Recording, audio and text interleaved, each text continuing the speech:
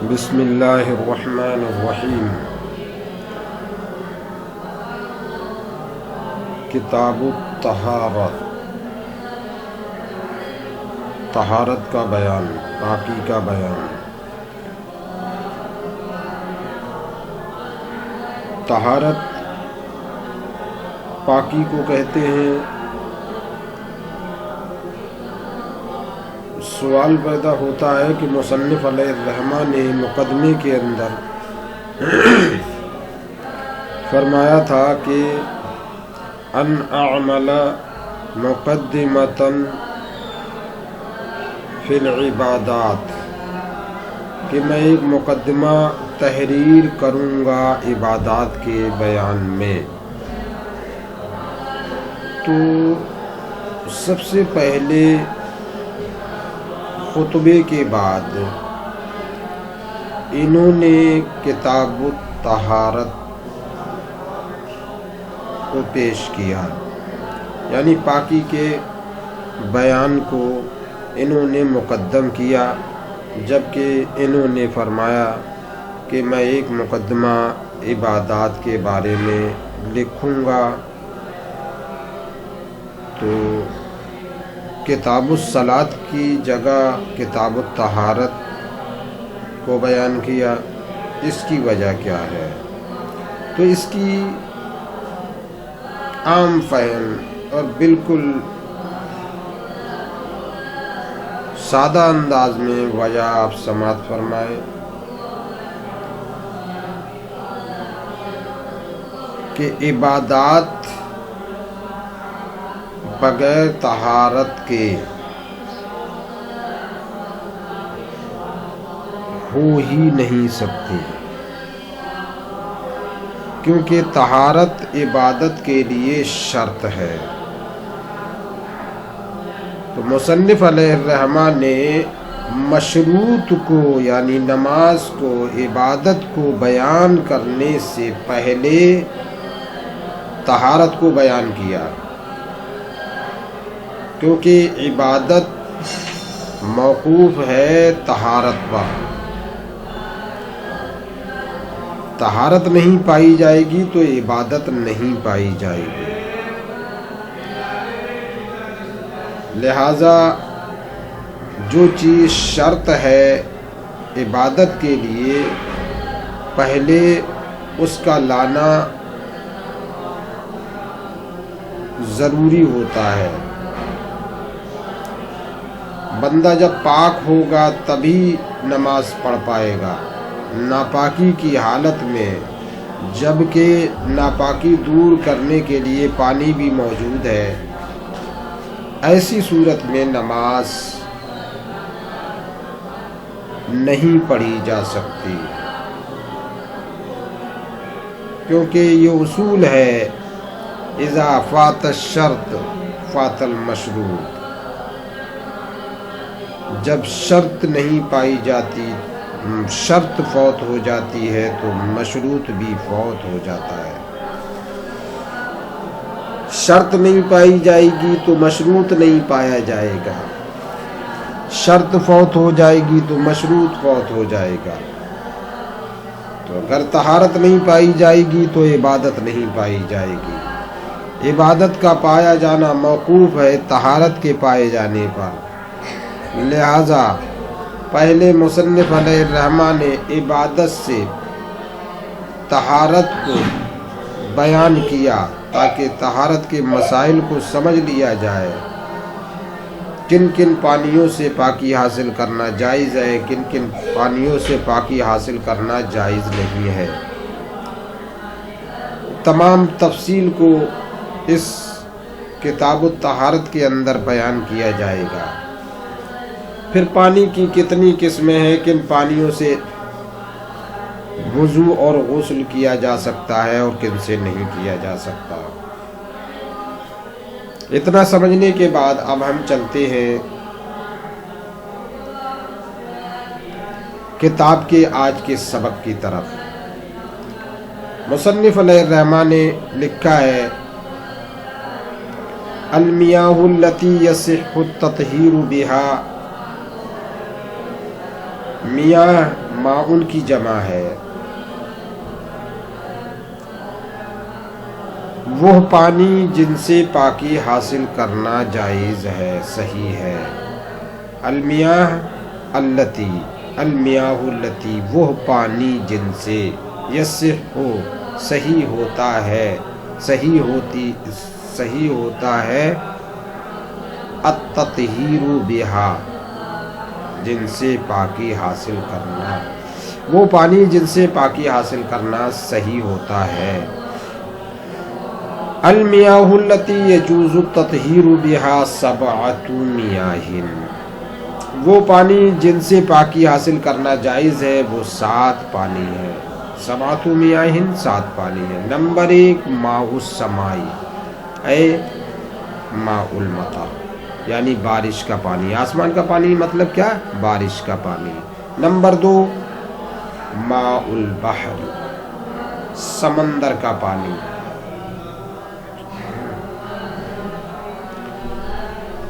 Number 3 وماء النہر، اور نہر کا پانی. نمبر 4 وماء البئر، اور کنویں کا پانی. نمبر 5 وماء ذاب من الثلج،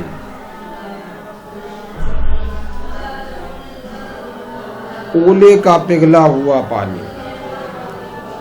وماء ذاب من الورد، یہ واو والورد، یہ اس کا عطف اسی پر ہے، وماء ذاب پر.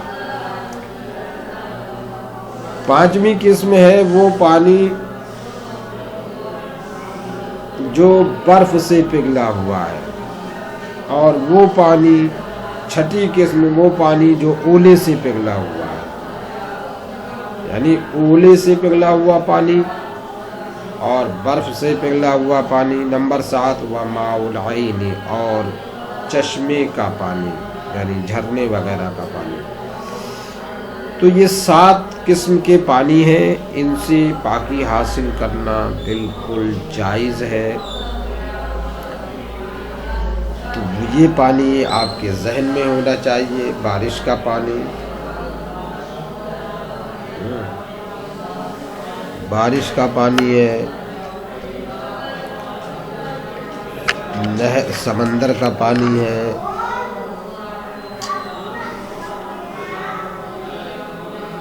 نہر کا پانی ہے، کنویں کا پانی ہے، اولے کا پگھلا ہوا پانی ہے، برف کا پگھلا ہوا پانی ہے، اور چشمے کا پانی. یہ 7 پانی. پھر مصنف علیہ الرحمہ فرماتے ہیں اقسام المیاہ و وصفہا، پانی کی قسمیں اور اس کی خوبیاں. پانی کی کیا کیا خوبیاں ہوتی ہیں، کیا کیا وصف ہوتے ہیں، اور پانی کی کتنی قسمیں ہیں. اب یہاں سے اس کا تذکرہ کیا جا رہا ہے. ثم المیاہ علی 5 اقسام، پھر پانی کی 5 قسمیں ہیں. پانی کی 5 قسمیں ہیں. وہ 5 قسمیں کیا کیا ہیں آپ دیکھیں. نمبر 1 طاہر مطہر غیر مکروہ،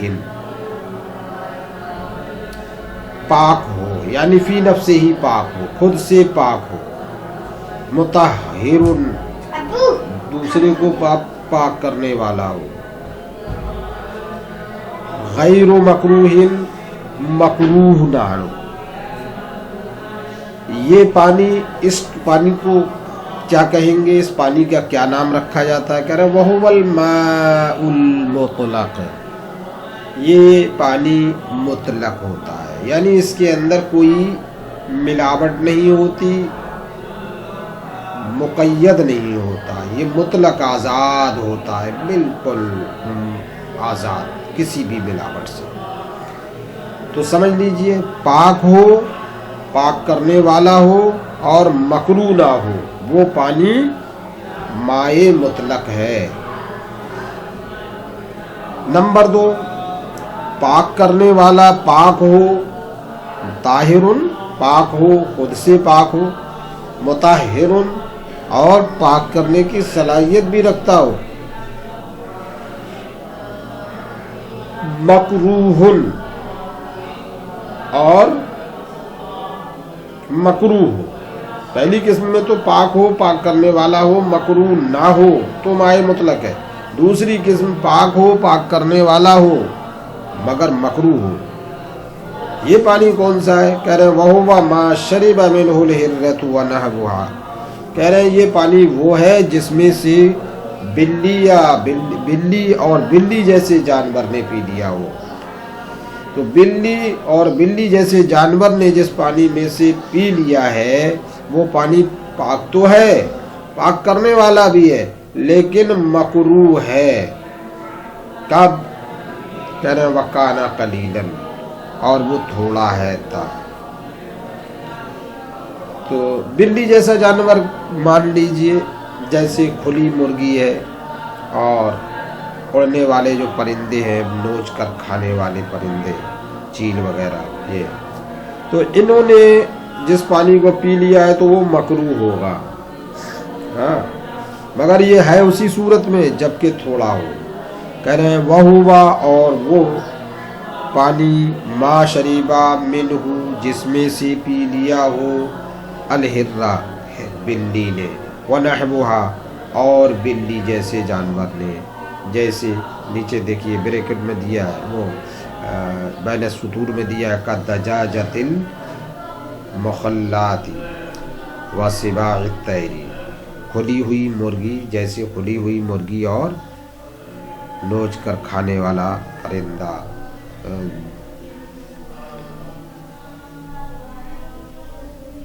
یا یوں کہیے کہ جنگلی پرندہ.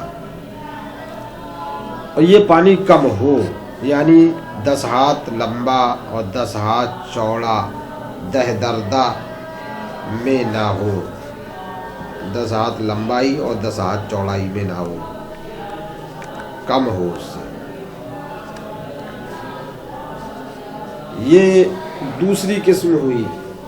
پاک ہو، پاک کرنے والا ہو، مکروہ ہو. تیسری قسم پانی کی طاہر غیر مطہر، پاک ہو، خود تو پاک ہوا، فی نفس ہی پاک ہے لیکن پاک کرنے کی صلاحیت نہیں ہے. پاک ہو، پاک کرنے والا نہ ہو. یہ تیسری قسم ہے پانی کی. تو یہ کون سا پانی ہوگا جو پاک تو ہوگا لیکن پاک کرنے والا نہیں ہوگا؟ کہہ رہے ہیں وَهُوَ مَسْتُعْمِلَ لِرَفْعِ حَدَثٍ أَوْ لِقُرْبَةٍ كَالْوُضُوءِ عَلَى الْوُضُوءِ بِنِيَّتِهِ. کہہ رہے ہیں وہ پانی وہ ہے مستعملہ جس کو استعمال کر لیا گیا ہو لِرَفْعِ حَدَثٍ، حدث اصغر دور کرنے کے لیے، حدث دور کرنے کے لیے. یعنی جیسے بے وضو تھا تو وضو کر لیا، اب جب وضو کیا تو اس کا جو ہاتھوں سے چہرے وغیرہ سے جو پانی ٹپکتا ہے اور اس کو جمع کر لیا جائے تو اب وہ پانی جو غسالہ ہے، وضو سے ٹپکا ہوا ہے اعضائے وضو سے، تو وہ پانی استعمال کر لیا گیا ہے، اب وہ مستعمل کہلائے گا. وہ پانی استعمال کیا ہوا کہلائے گا. کہہ رہے ہیں وہ پانی وہ ہے جس کو استعمال کر لیا گیا ہو حدث دور کرنے کے لیے.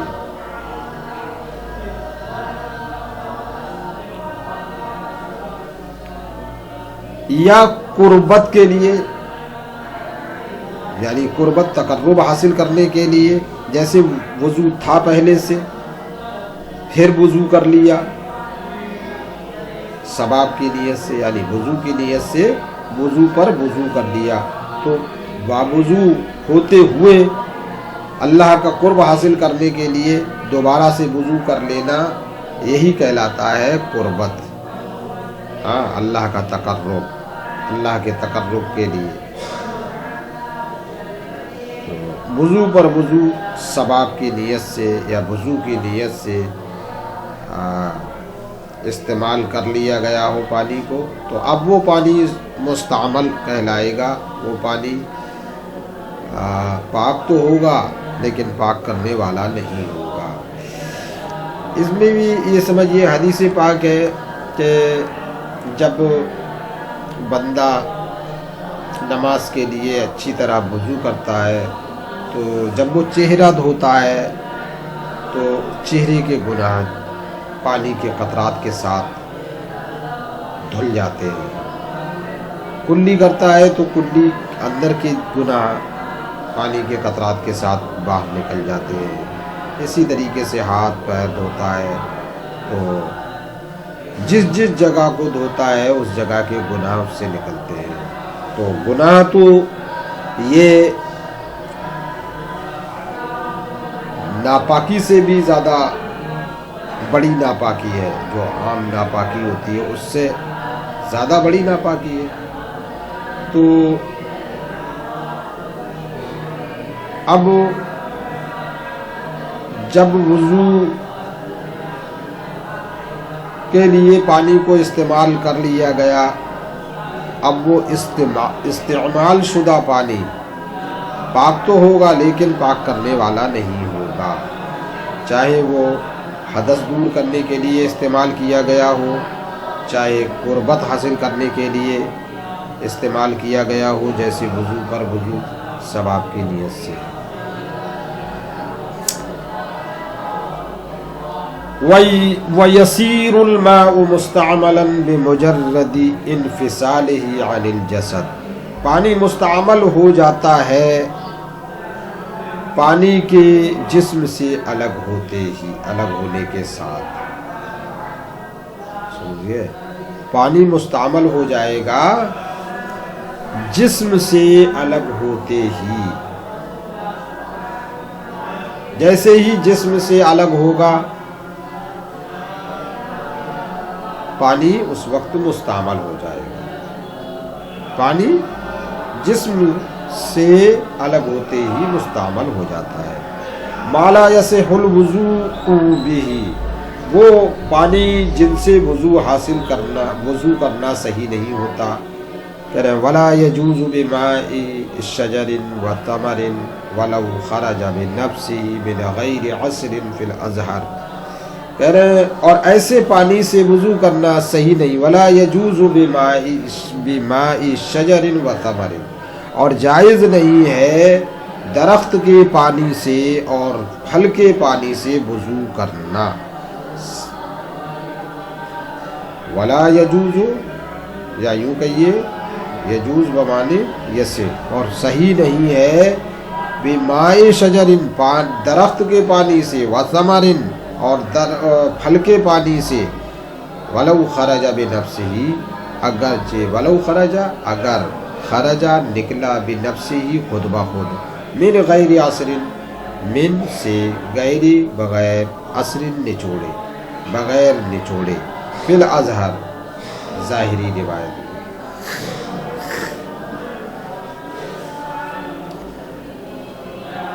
کہہ رہے ہیں ایسے پانی سے وضو کرنا صحیح نہیں ہوتا. درخت کے پانی سے اور پھل کے پانی سے وضو کرنا صحیح نہیں ہے اگرچہ خود بخود نکلا ہو بغیر نچوڑے. ولا بماء زال طبعه بالطبخ، اور نہ ہی ایسے پانی سے وضو کرنا صحیح ہے جس کی طبیعت پکانے سے زائل ہو گئی ہو، دور ہو گئی ہو. طبیعت کیا ہے پانی کی؟ پانی کی طبیعت ہے وَهُوَ الرِّقَّةُ وَالسَّيْلَانُ، یعنی پانی کی رقت یعنی پتلا پن اور بہاؤ، بہنے کی قدرت. تو پانی کی جو طبیعت ہے پتلا پن اور بہنے کی صلاحیت، وہ اگر دور ہو جاتی ہے تو پھر کہہ رہے ہیں اس پانی سے بھی وضو جائز نہیں ہے، صحیح نہیں ہے. ولا بماء، اور نہ ہی اس پانی سے وضو کرنا صحیح ہے. عطف اس کا اسی پر ہے. ولا يجوز بماء زال طبعه بالطبخ، یہ عبارت بنے گی. اور جائز نہیں ہے یا صحیح نہیں ہے وضو کرنا اس پانی سے، بمائن اس پانی سے، زال طبعہ جس کی طبیعت دور ہو گئی ہو، طبیعت کیا ہے؟ وہی رقت اور سیلان دور ہو گئی ہو، بالطبخ پکانے سے، او بغلوت غیرہ علیہ یا اس پانی پر دوسری چیز کے غالب آنے سے،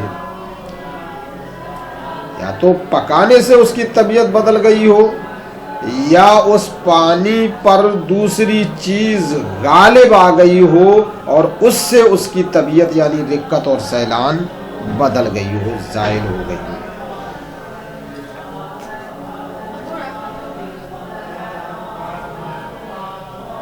سمجھ میں آئی بات؟ تو مصنف علیہ الرحمٰن نے فرمایا ایسے پانی سے وضو کرنا صحیح نہیں ہے۔